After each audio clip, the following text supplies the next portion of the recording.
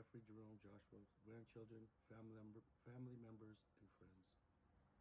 Sorrow fills our hearts during this sad moment, a sorrow that is deep and personal. Young boy has silently closed the door of life and departed from us. Our lives will be empty in the areas that he had planned for us. A saying said, a value of a man should be seen in what he gives and not in what he is able to receive. In one word, Nong Boy was a man who gave. During his term as Leska president, he gave much of his work to ensure that our organization runs efficiently.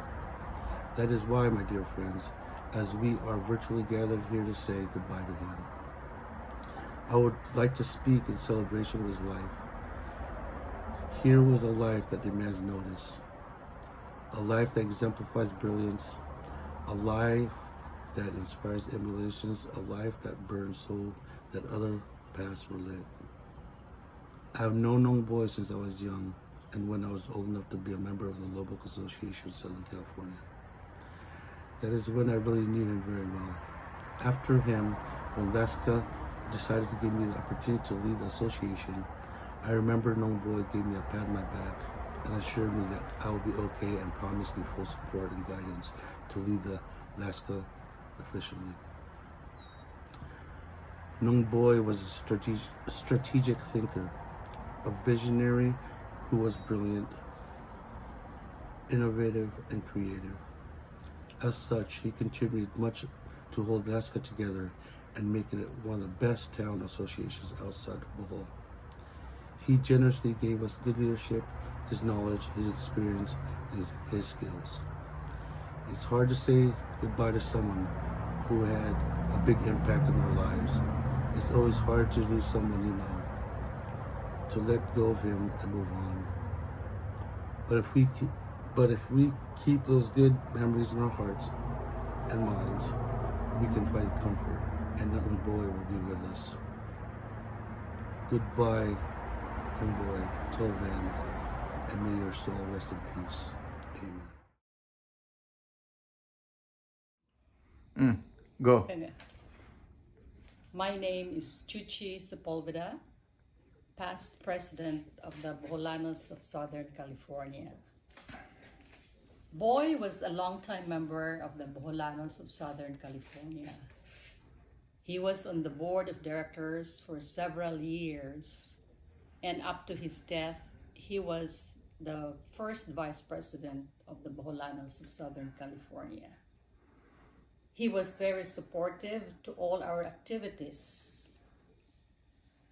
It broke our hearts to lose you, but you did not go alone, for part of us went with you when God called you home. God's time is not our time. God looked at his garden and found an empty place. He then looked down upon the earth and saw your tired face. He put his arms around you and lifted you to rest. God's garden must be beautiful.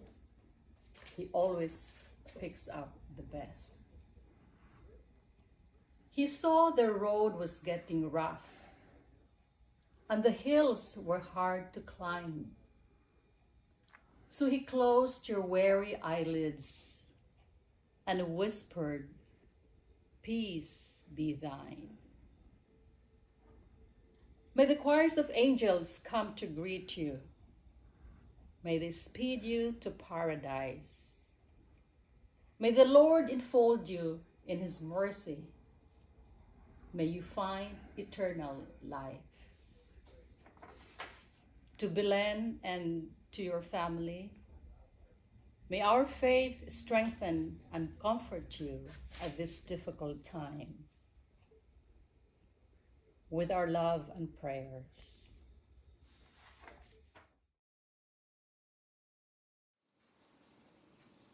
My name is Alfie Balo. I'm currently the master of Beverly Hills Lodge number 528, free and accepted Masons in the state of California. Brother Boy plays a big part on my journey in Masonry. In the beginning of 2014, I was conferred my first degree of Masonry, and he was the one guided me into the lodge as a senior steward, assuring me that I will be fine. And it was also around the time that he was diagnosed of his cancer illness, of which I just know until now. I feel so blessed to have him on my first step in Masonry as a friend and as a brother. During the short period that I know him, he talked about his career, being retired from the U.S. Air Force in 1984 and from working in a rehabilitation facility in 2006, and especially his passion on music.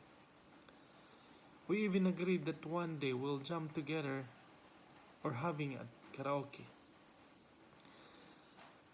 The last time that Brother Boy really made me feel so special was during the installation as a master of our lodge last December 28, 2019.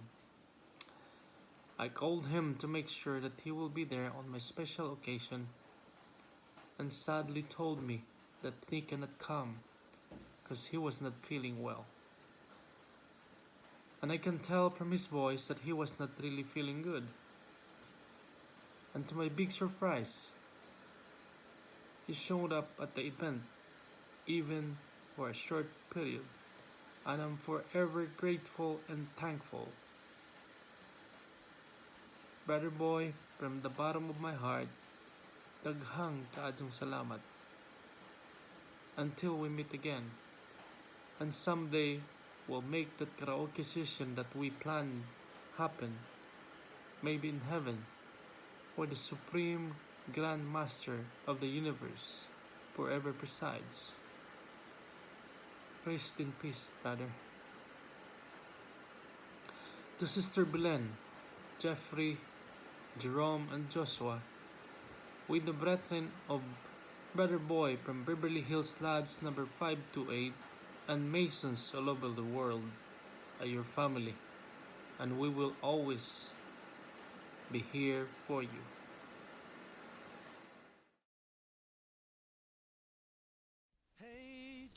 Hey, Grandpa. So, I'm not a great singer and I don't play guitar very well, so I couldn't really sing a song for you for this. So instead, I wanted to dedicate a moment to you and make a dish that reminds me of you no matter what. It's and if you can't already tell what it is, it's fried chicken. I think every day, every time that I visited you and Grandma, I'm pretty sure we ate fried chicken every time for lunch. It was spam and rice and bacon and eggs for breakfast, fried chicken and rice for lunch, and then dinner was a wild card. But remember there was this one time I was in the car with you and I told you that I used to be a vegetarian. And it was definitely the most, what's the word? It was the most emotional I've ever seen you about anything that I've ever told you. You just couldn't believe it that I went at some point in my life just didn't eat meat. And you were telling me that I can't just eat vegetables and I'm too skinny and I need to eat more. It was just really funny. But yeah, I hope this fried chicken dish is worth it. And, you know, with fried chicken, you need the rice, you need the condiments, and I really wanted to eat this with my hands, but I was just too hungry and the food was too hot. So, spoon and fork it is. We miss you, Grandpa. And that's all.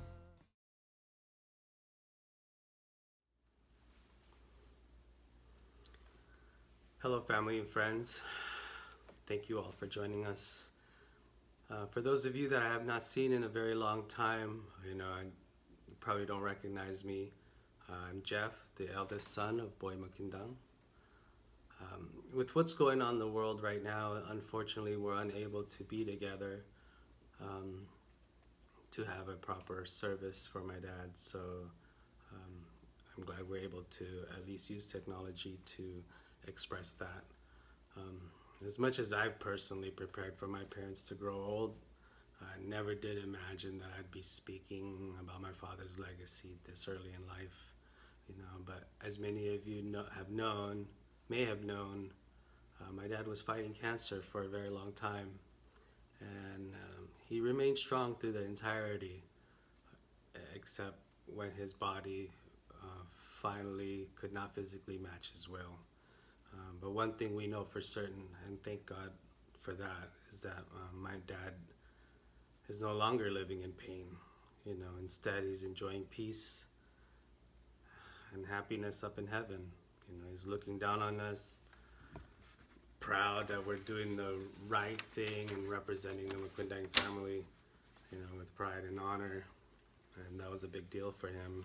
Everybody knew that. If you spent time with my dad, you knew him for his charm, his knowledge, his sense of humor. His laughter was distinct and very contagious. He must have got that from me, or it's the other way around. He could walk up into any conversation and take over the room. He had that type of personality that commanded attention, right? And if you knew him enough that that was just his personality, and it was really contagious and attracting to people, which is why you would have also known that he was a headstrong kind of a person. He would make every effort to get his point across, whether you agreed or disagreed with him, though. In the end, you knew that he only did it for the good of all. But again, that may also be just a general description of all the Maquindangs, right? All jokes aside, I'd like to share a short story with you all that I've cherished and shared with some of you that are close to me about my dad. And this story goes back over at least 25 years, and it changed my thinking and my view of fatherhood, parenting, and It helped shape the way I am today. Growing up, you know, I I never understood how my friends saw my dad as this wonderful, um, just a happy, cool guy, right? Like all my friends would be like, "Oh, your dad's so cool, man, he's so nice," and all this stuff, and I'm like, "You guys don't live here, you know. My dad's strict. My dad would set rules. He was like the governor. He'd set the rules, and my mom was the sheriff. She would enforce them all, right?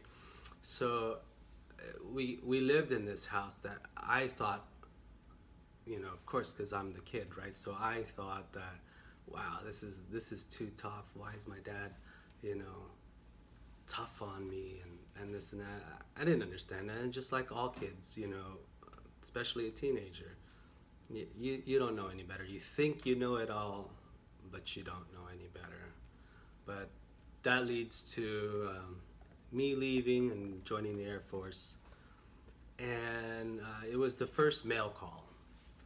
That's when you're sitting in this room and everybody gets letters from people and they just hand them out. And so I'm waiting for a letter, and I was thinking, oh, it's gonna be a letter from my girlfriend, right? And I was one of the last few to get a letter. And when that came in, I noticed the handwriting. And if you guys seen my dad's handwriting, you can tell it's his handwriting. It's almost as if it was written on a typewriter, because it's just so straight. And it was one of the things that I really loved about my dad was his penmanship, right? So I get this letter and I open it up, and like the first few lines on there was yeah, it's just a very touching letter. Mind you, my dad's never written me before, or at least not that I could remember at that time. My dad just was just that, he was pretty straightforward, let's put it that way. And to get something like that unexpectedly,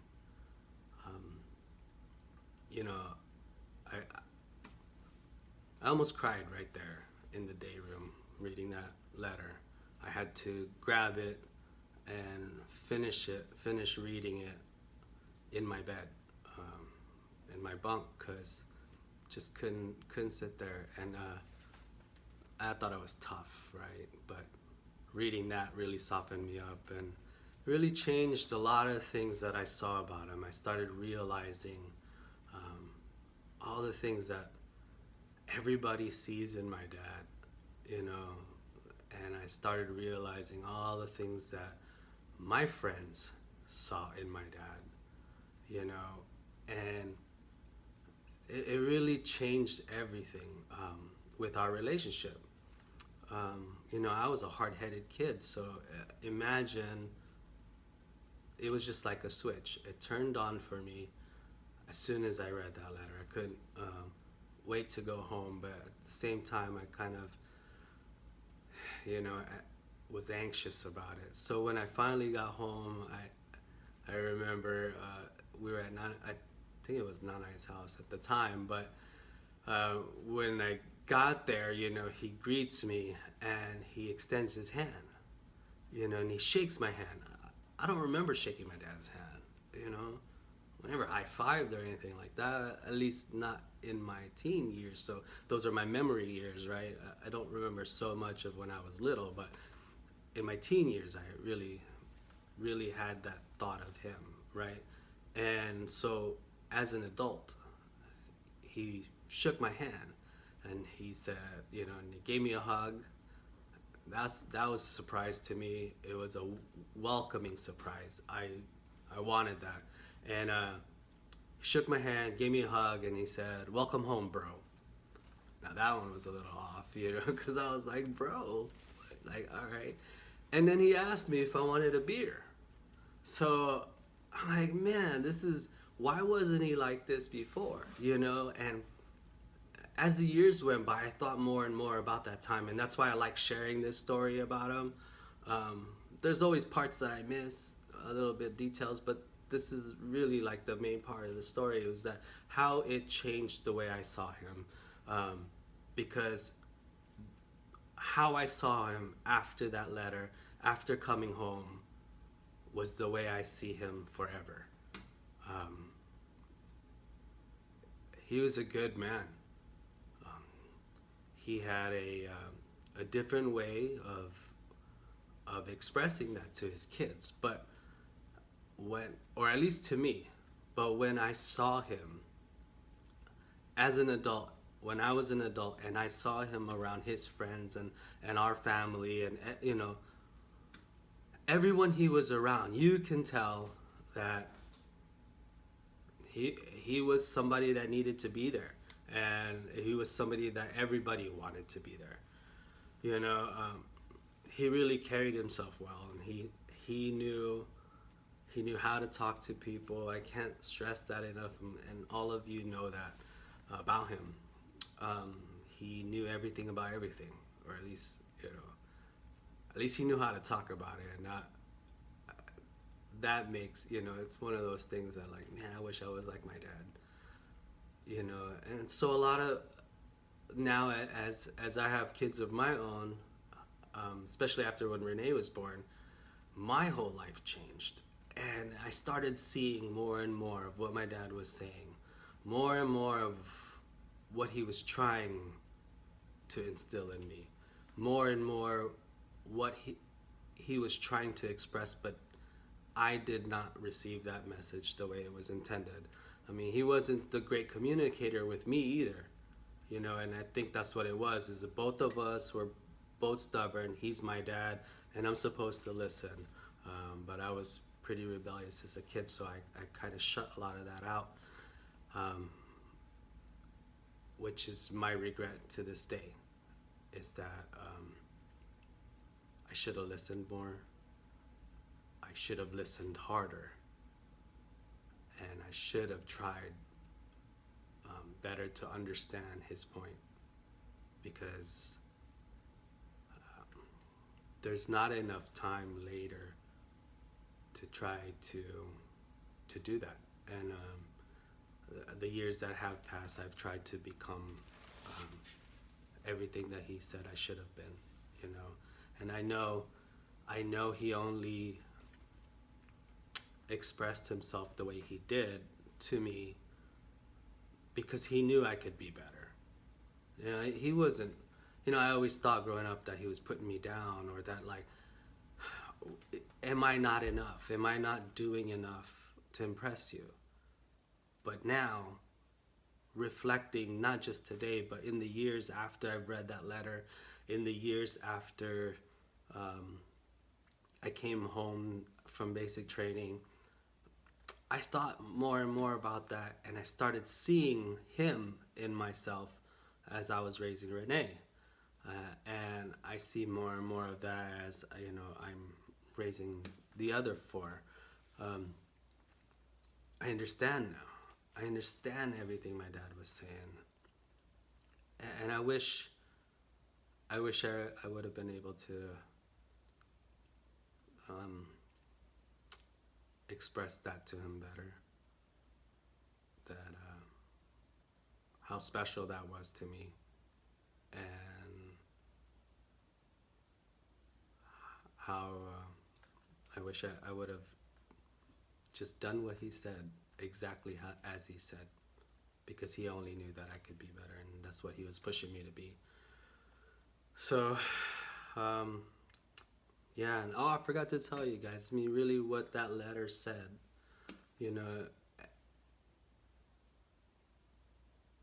was how proud he was that I am doing something in my life greater than me. That there was a purpose, and he's proud that I joined the Air Force. So that meant a lot. And then he closed it with the, we Jerome and Josh. So yeah, that's gonna stick with me forever. And in closing, I just want to say thank you all again for tuning in and watching this video.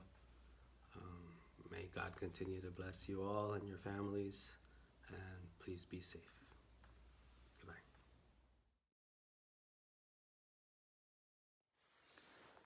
Hello family, relatives and friends. Good morning and thank you for being here. My name is Jerome Maquindang, Carmelito's middle child. I would like to say some good words about my dad. It is doubtful that I will say anything about him today that has not already been said by other family members or friends before me. In his 73 years of life, my dad proudly served the U.S. Air Force for 22 years before retiring as a Master Sergeant. He was a mentor to many others, and he even helped influence the next generation to follow his footsteps. He was a leader and a positive role model in the community. He was an entertainer with many talents. He had an amazing voice and could play multiple instruments. Dad was a caring brother to 8 siblings: Henry, Tony, Jesse, Vic, Eloy, Weenie, Cito, and Meaty. He was stern and yet caring father to 3 boys. Most importantly, Dad was a loving husband to one wife for over 40 years, my mom, Belen. I could sit here and list all the ways I admire my dad, but there's just too much about him that I could go on and on. But I would like to share a few reasons why I admire him. First and foremost was his love and commitment for my mom. Though my dad didn't say much or hardly express it in words, I knew he was committed to keeping my mom happy, ensuring their marriage was full of love and laughter, and promised to always be by her side until the very end. Let me share with you a moment of what I mean. Just days before my dad's passing, while my mom was taking care of him at home, helping him eat, take his medicine, and helping him sit upright to watch TV, Dad asked my mom something he had never asked her before. And, in his own words, with all his strength and energy, he leaned over and whispered to my mom in his scratchy, raspy voice, "Lai, please sit by my side and just watch TV with me. Please, just sit and spend time with me." That was one of my parents' final moments together. I believe that was my dad's way of keeping his promise, of being there for each other until the very end. And even during his last days, his only concern was for my mom's well-being and for her presence. I also admire my dad because of the kind father he was to us boys, Jeff, Josh, and myself. He instilled in us core values that had given us the power to shape our relationships with family and friends, our careers, and overall direction in life. He taught us the meaning of self-respect, how to be strong, courageous, how to keep fighting and never give up. He even taught us how to live life with honor and integrity. That must have been his military side. But his softer and more gentle side, he also taught us the importance of love, kindness, and compassion. And most of all, have a sense of humor. And we all know how funny Dad was. However, of all the important things he had taught us, one thing I will personally remember most was his constant reminding me the importance of a higher education. It seemed like he was picking on me. He was like a drill sergeant. Go to college, get a degree, get any degree. Granted, education isn't for everybody, but for some reason, it seemed important to him that I understood. Of course, I didn't understand it at the time, but I just went along with it. Anyway, I didn't quite fully understand the importance till years after graduation, that a college degree would afford me a better life. And he was right. And I wouldn't know where I'd be or what I'd be doing today if it weren't for him. So I owe it all to my dad for pushing me and having confidence in me to get it done. Thank you, Dad. And although my dad may have never said it out loud, I know he was truly proud of us and the way we all have grown up. I realize how fortunate I was having him as my dad. It is through his example I learned to be the father and husband that I am today. Dad has given me the guiding principles that I will pass along or pass down to my children so that hopefully one day they can look back, see how much I inspired them, and love their mother. Then, like Dad, I will have led a complete life. If you're watching me today, I appreciate your time, and I thank you for that. That means my dad touched your life in some way or another. Hopefully, one day you and I, or all of us, can get together and we can share memorable stories of my dad, Carmelito Boy Maquindang. Dad, I know you're listening. You're at a better place now. I promise, Jeff, Josh, Mom, and I will be strong, and we will take good care of each other. Also, please watch over us and continue to guide us from above. Thank you so much for being a loving father. Dad, I salute you. I will forever miss you and love you always. Dad, I love you. Your son, Jerome.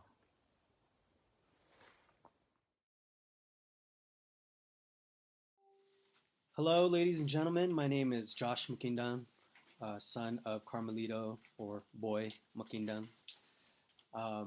Just want to thank you guys for joining us on this video of our tribute to my dad, and for all of those who have contributed to this service. As you all know, right now we are living in a unprecedented time with what's happening around the world. We aren't able to have a traditional service for my dad, one that I think, and I can confidently say that a lot of other people believe that my dad truly deserves a traditional service or recognition. And thank you for understanding the circumstances, and for everyone who has honored him and through prayers, thoughts, and also through these tribute avenues and platforms. And I struggled for the past few days on thinking about how I can pay tribute to my dad. I've thought about this maybe a few times in my life. What I would say when this time comes, and never really did I ever think that I would actually be doing it. But I think what I've come to terms with is that these type of moments are usually a moment of reminiscing, and usually sometimes very sad. But I'm just coming to this realization right now that this is a moment, for me at least, to be rejoicing. I'm so happy for my dad. Sad, of course, about missing him, and sad about things that we didn't get to do together. But just knowing that my dad is in heaven with the Lord, that just gives me so much joy. Thinking that there is no pain, no more tears, and just complete happiness is where he's at right now. With his parents, my nana and tatay, with some of his, friends and colleagues that have, went before him. And I'd like to tell just like a short story about the last time me and my dad actually hung out. And we were at his dining table in the house, and actually this is my dad's garden too, so just wanted to talk about that also. But anyhow, we were in his dining room. It was me, my mom, my dad, and Janessa. and we started talking about heaven and what that would look like, and what it would take to get there. And through about an hour of talking about scriptures in the Bible, and my dad was fully in tune to it and really excited about hearing this information. He had tears, and we were all tearing up, but tears of joy, tears of accepting that Jesus is King. And my dad said it loudly. And my dad said to all of us, "I'll see you guys again." And that's what made us so happy. We were just thinking about that. And we prayed together, and we prayed for a long time together, and we were, in each other's arms. And that was the first time that me and my dad have ever had that type of experience together. Seeing my dad just fully vulnerable, but opening up his heart was, as Jeff and Jerome would say, he's more of like a straightforward, a man's man kind of guy. But this time he just opened up, and there was just this childlike personality that he hasn't shared with any of his sons, and probably won't show this around many guys. So it was just a really cool experience to have that. But then knowing, Dad, we are going to see you again, and right now you're probably not even concerned about how anything that's going on down here, because you're just so focused on what's going on over there. I just imagine my dad in a new body, looking like his 20-year-old self, and thinking, he's looking really young, and he's spending time with his mom and his dad, and probably watching Kobe play basketball, at night or whatever it happens up there. And so he's just, having a great time. I imagine that my dad is in a worship group right now, being, he probably tried out and got accepted into a worship group, and he's leading the band, as a guitar player, the pianist up there, and he's learning new things and probably new instruments. And I imagine that he's also part of like the Filipino committee in heaven, because that's just who my dad is, a natural born leader. I think his leadership was honed, his leadership skills were honed and fine-tuned in the military. His 20 years in the Air Forces really taught him and how to be the professional. That's who I think of, or that's what I think of when I think about my dad. Just the professional in every aspect of life. My dad was such a good provider, a really good leader. He was good at guiding his kids into understanding the nuances of love, family, and finance, education, and that his whole character is the reason I am who I am today.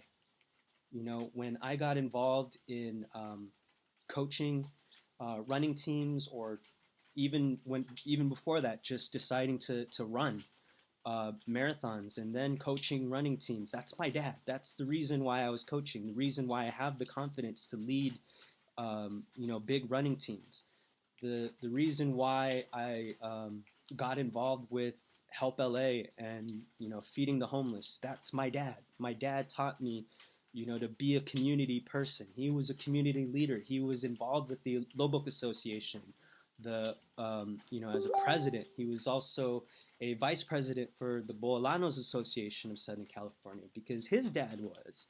And so there was just this lineage of community leaders, from my Lolo to my dad, and they're the reason why I am who I am today. And the reason why I love music so much, it's my dad.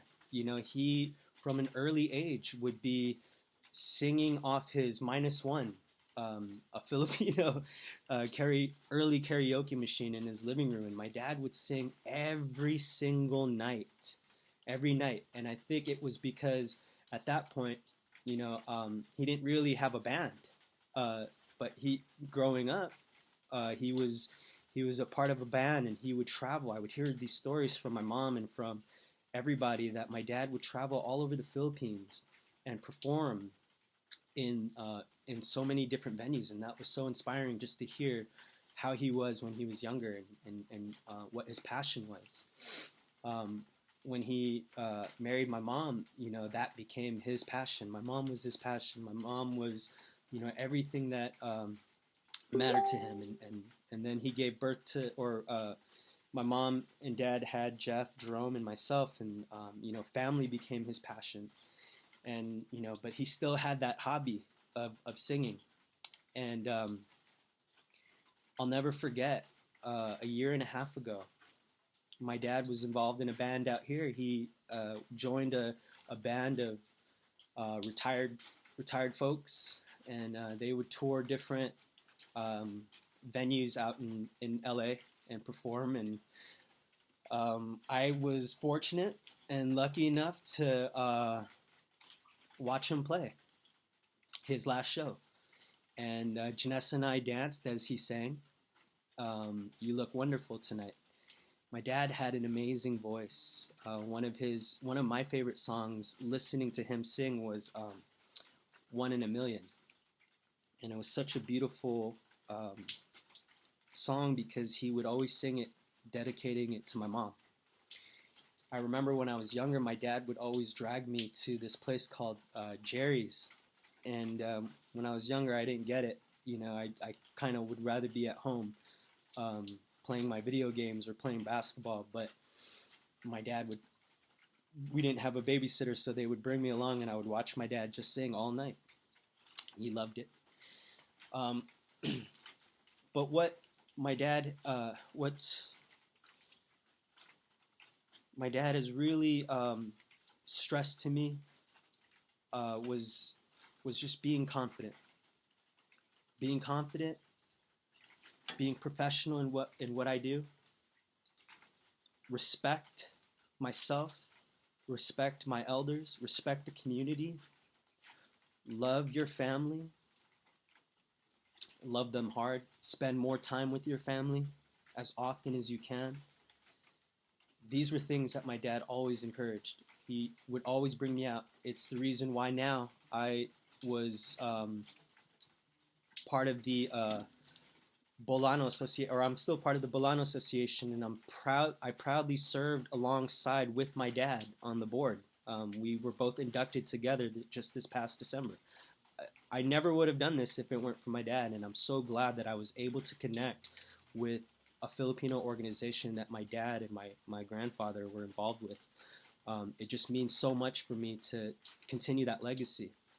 In 2014, I served as a vice president for the Lobok Association. That was my dad pushing me to do that, and I was so honored to be a part of that organization, and so honored to really dive into my dad's life and see what it was like, or not just what it was like, but to be a lot like him, and open up the door for the next generation. And I truly believe that my dad really wants us to understand how his childhood in the Philippines and specifically in Lobok have really just shaped who he is today, and what family and love is in that area in the world. And he brought it here to America, and along with the rest of the Maquindang family. So I'm just really happy to think about just how my dad has made an impact, a huge impact on my life, and I want to continue to push that legacy for the rest of my life, and just deliver what my dad has always been preaching to me and my brothers. So I'm just thinking about him right now, and I want to thank all of you guys. And if I can just share a little thing. First of all, I just want to share some scripture. This is from the Word of the Living God. John 11:25 and 26. Jesus said, I am the resurrection and the life. He who believes in me, though he die, yet shall he live. And whoever lives and believes in me shall never die. That gives me peace, knowing that my dad has maybe left this earth and said goodbye to his body, but he's not dead. He's living his eternal life. I got one last thing I just wanted to read to you guys, and then I'll say goodbye. To Dad, I know that no matter what, your memory will always be with me. When life separates us, I know it is only your soul saying goodbye to your body. But your memory will always be with me always.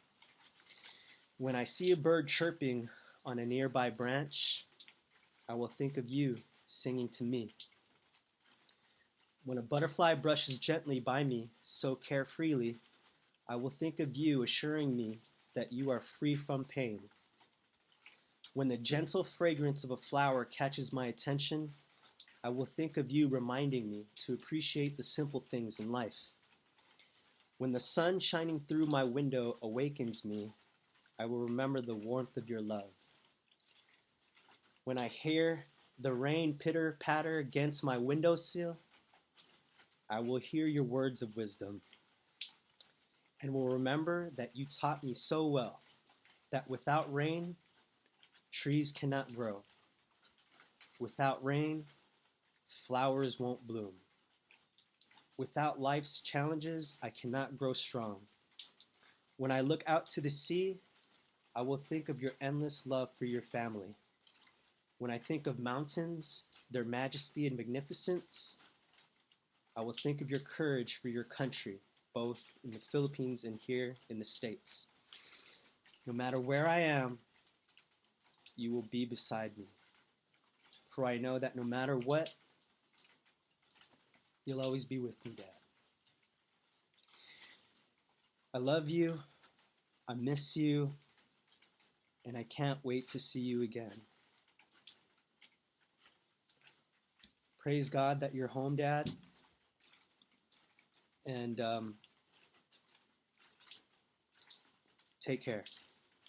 Thank you, everybody. And take a look at my dad's garden. He spent so much time on it. We love you guys. Thank you for all of your support, thoughts, and prayers. Hi. Before anything else, let me show you a picture of the Maquindang brothers from the eldest down to the youngest. And it is showing here the brother-in-law, boy Carmelito, the third among the brood of 9 brothers.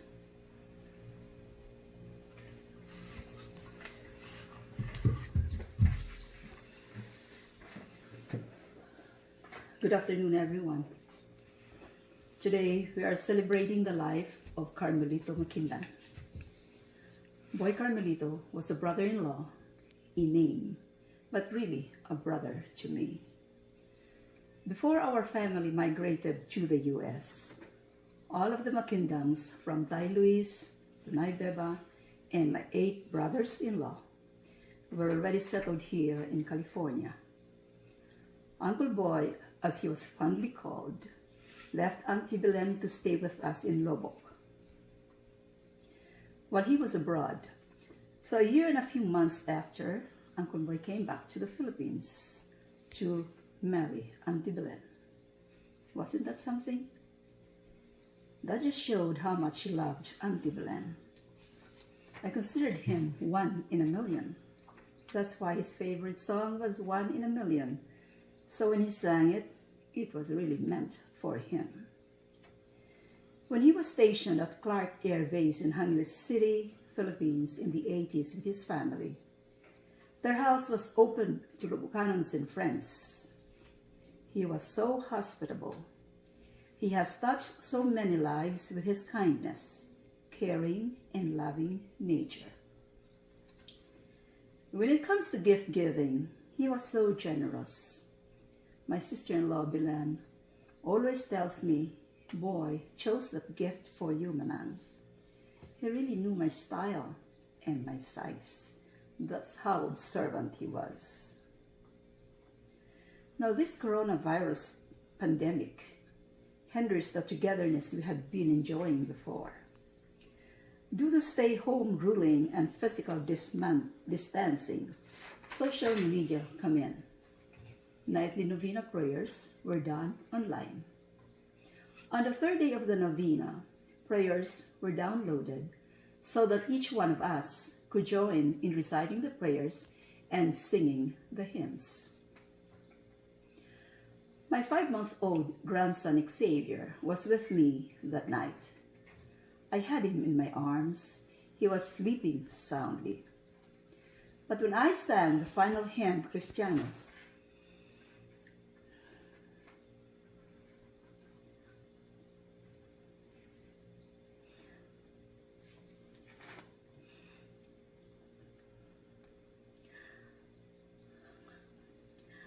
I noticed he was sobbing, like having a bad dream.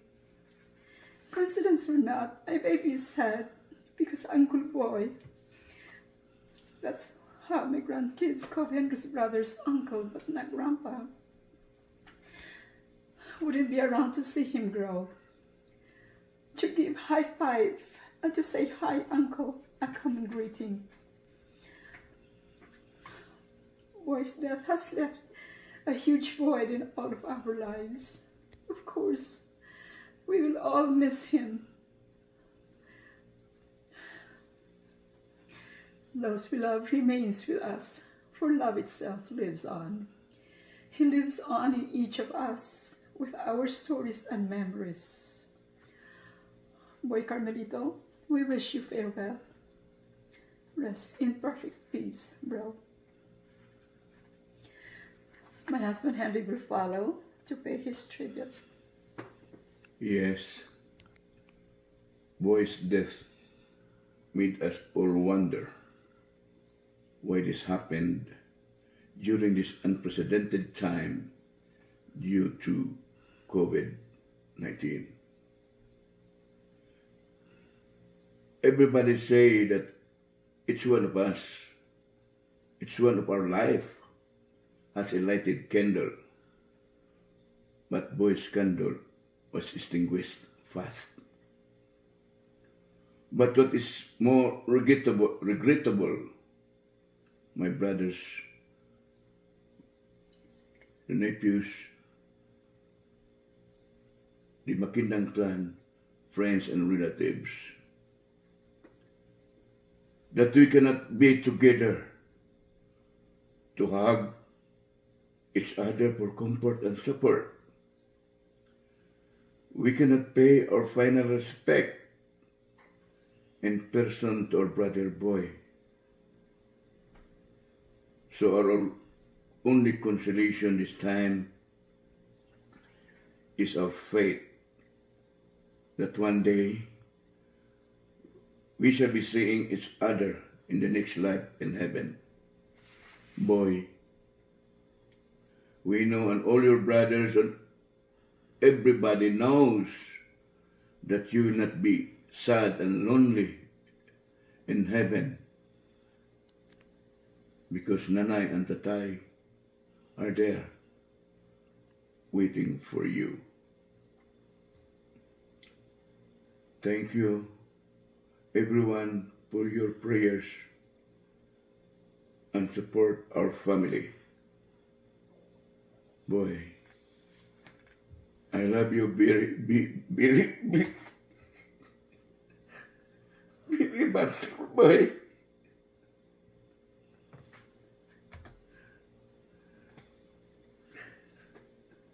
Goodbye for now, boy.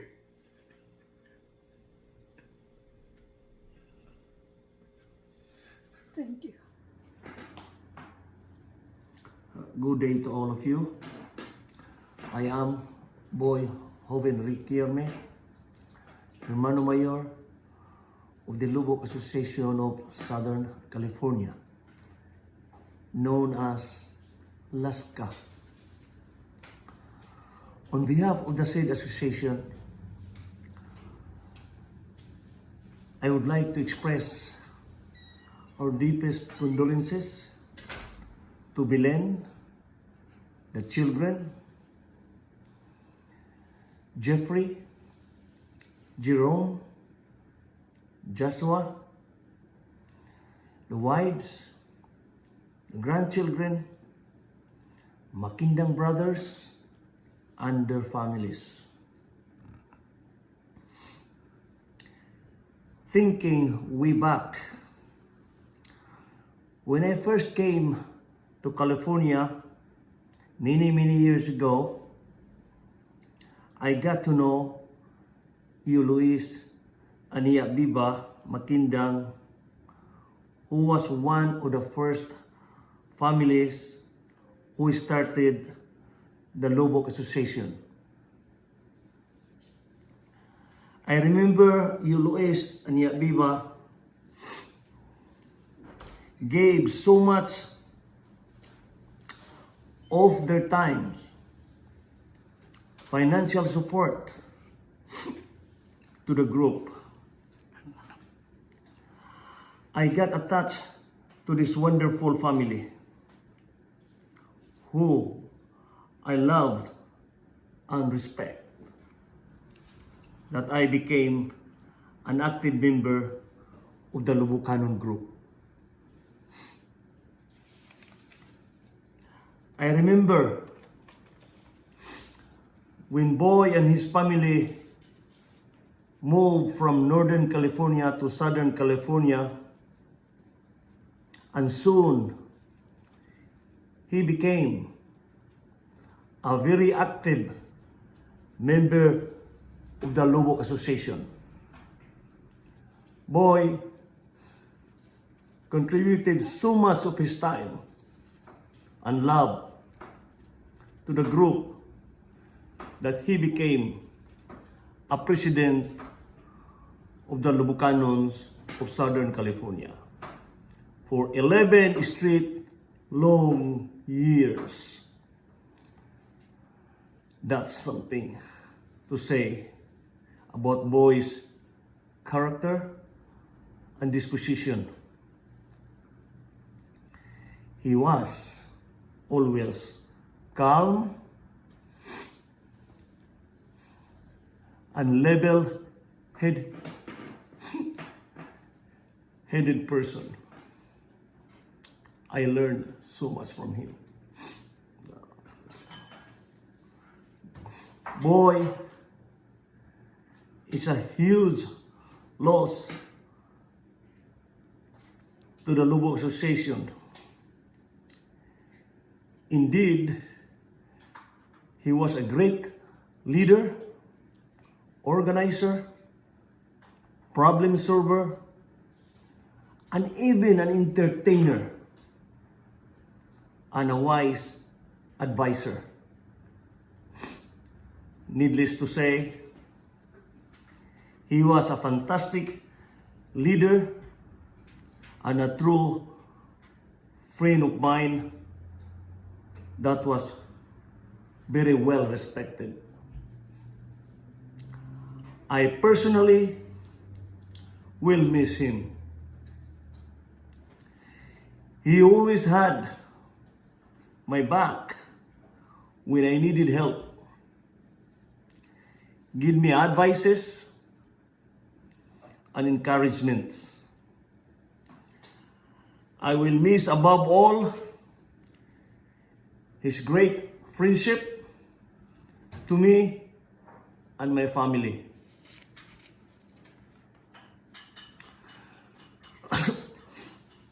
Excuse me. We, members of our Lubbock Association, will join you, Belen, and your family in our prayers, in our hearts, in our own special way, as we have to continue to abide the orders of our community leaders and the CDC during these difficult times. We hope you feel the love that surrounds you and your family. May there be continued efforts and comforts, strength, and peace throughout this time of sorrow. Once again, the Laska Group are here for you with our loving support. May Boy rest in peace and see eternal light in heaven. God bless. And may our Virgin of Guadalupe, Extremadura, be with you and us all. Salamat. God bless and stay safe.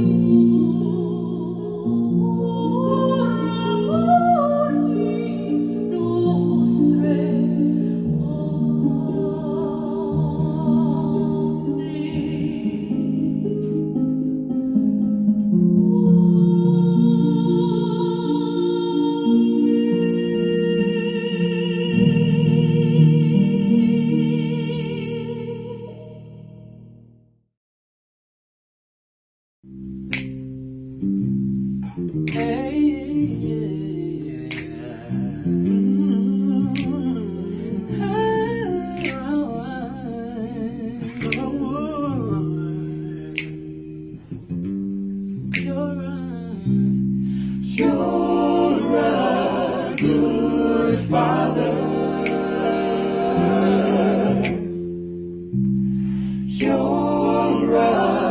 good Father. You're a good, good Father. That's who you are. That's who you are. That's who you are. I'm loved by you. That's who I am. That's who I am. That's who I am. You're a good, good Father. That's who you are. That's who you are. It's who you are, and I'm loved by you. It's who I am. It's who I am. It's who I am. You're a good, good Father. It's who you are. It's who you are. It's who you are, and I'm loved by you. It's who I am. It's who I am. It's who I am. You're a good, good Father. It's who you are. It's who you are. It's who you are, and I'm loved by you. It's who I am. It's who I am. It's who I am. You are perfect in all of your ways. You are perfect in all of your ways. You are perfect in all of your ways. To us. You are perfect in all of your ways. You are perfect in all of your ways. Perfect in all of your ways. To us. You are perfect in all of your ways. You are perfect in all of your ways. You are perfect in all of your ways. To us. You are perfect in all of your ways. You are perfect in all of your ways. You are perfect in all of your ways. To us. God Almighty, Lord of glory.